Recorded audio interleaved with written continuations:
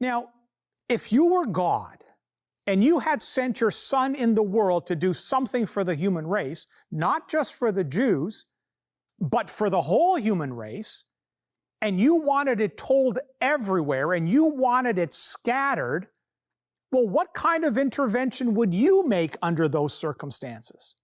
Wouldn't you agree? The gift of the Holy Spirit that was needed on the day of Pentecost was the gift of tongues.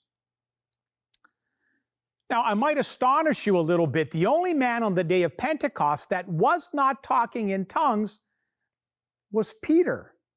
Look at Acts chapter 2 and verse 14.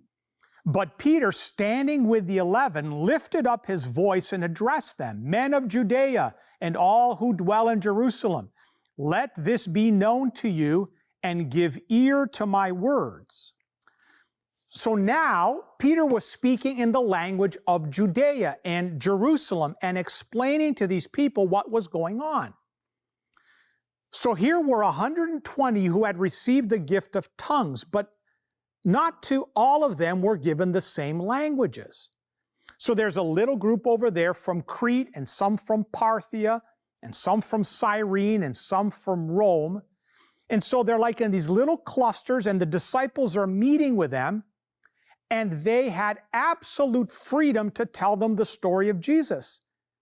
You see, without the gift of tongues, no one would have heard the story.